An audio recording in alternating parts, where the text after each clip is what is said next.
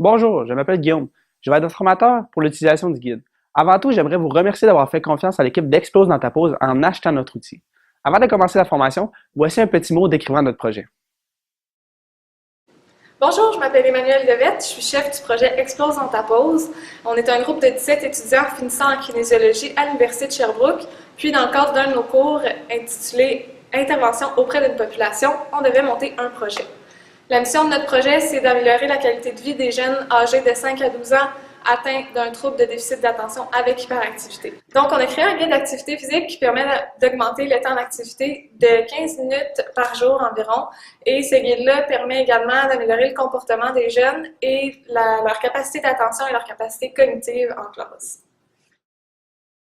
Donc, plusieurs bienfaits ont été ressortis de la littérature, donc entre autres l'augmentation de la concentration, augmentation des habiletés sociales et cognitives et une diminution des déficits reliés au TDAH. Nos activités ont été regroupées sur différents principes fondamentaux, entre autres valoriser l'enfant atteint du TDAH, viser les forces du jeune, accumuler les petits succès, favoriser la concentration par le jeu, puis augmenter l'estime personnelle, développer les habiletés sociales et finalement accroître le sentiment d'appartenance et le lien de confiance avec l'enseignant.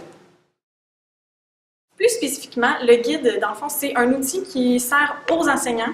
Donc, ils vont l'utiliser selon leur jugement lorsque les enfants sont soit surexcités ou qu'on voit que la concentration n'est plus là du tout. Ça va être vraiment un guide où est-ce qu'on va retrouver différentes activités. Les consignes vont être claires et précises. Ensuite, ça va être des activités où est-ce qu'il n'y aura pas de situation gagnant ni perdant. Et finalement, ça va être des activités qui sont vigoureuses dans le but de dépenser l'énergie pour ensuite revenir plus au calme. C'est sûr que selon les besoins du groupe, on a aussi inclus des activités plus apaisantes pour ramener le calme.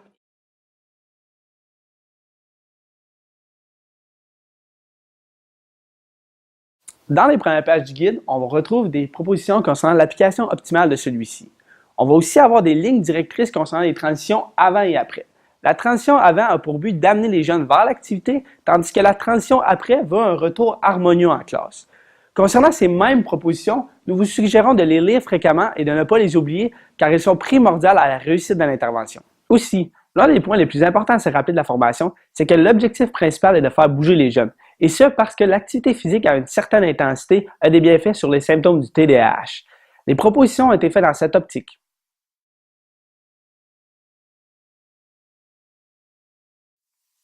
En ce qui concerne les activités présentes dans le guide, elles ont été séparées en 4 catégories distinctes. Les 3 premières catégories sont des dimensions fondamentales de l'être humain. Par exemple, on retrouve ici en bleu la dimension motrice, ici en vert la dimension cognitive, ici en rouge la dimension sociale. La 4e catégorie distincte est les activités individuelles. Elles sont présentes pour répondre à un besoin spécifique dans certains contextes de classe. Les activités motrices sont surtout présentes lorsqu'on a une classe surexcitée. Elles permettent une grande dépense d'énergie par le biais d'activités aérobiques et ainsi que d'activités avec le poids du corps. On veut aller chercher une intensité plutôt vigoureuse parce que la littérature nous a démontré que c'est avec celle-ci qu'on a une meilleure concentration chez les jeunes. Les activités cognitives, pour leur part, sont très utiles en contexte d'apprentissage parce qu'on peut bien intégrer de la matière du cours et donc favoriser l'apprentissage chez les jeunes. En ce qui concerne la dimension sociale, on l'a intégrée pour bien travailler la collaboration chez les jeunes atteints du TDAH parce qu'on sait que c'est une difficulté avec celui-ci. Pour terminer, les activités individuelles sont là lorsque un seul jeune est turbulent pour lui permettre d'aller faire son activité seul dans la classe puis revenir réintégrer le groupe. Voici une page typique de notre guide. Tout d'abord, on remarque une couleur.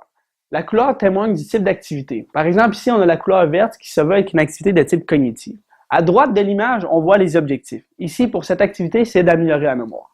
Au centre de la page, on retrouve la description de l'activité, ce qui vous permet de bien la mener à terme.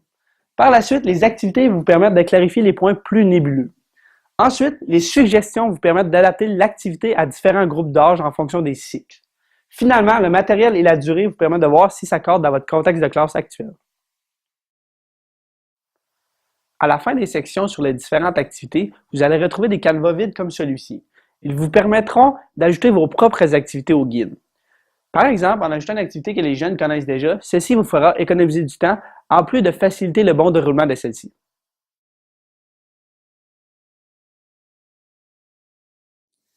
À la fin du guide, on retrouve un répertoire avec tous les exercices présents dans la description des activités.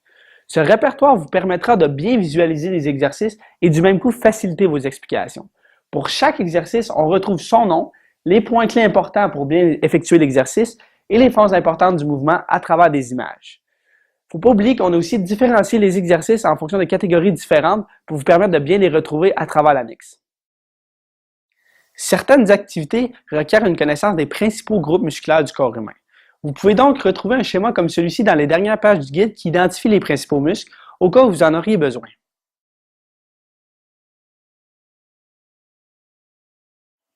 La section suivante concerne seulement les personnes qui possèdent une affiche. L'affiche est un autre outil qui vous permettra de bien intégrer les activités au travers de la classe. L'affiche sert aussi de rappel aux enseignants et aux élèves de la présence du guide Explose dans ta pause. Bien sûr, vous pouvez utiliser votre créativité comme bon vous le semble. Cependant, nous avons fait des suggestions concernant une façon possible de l'utiliser.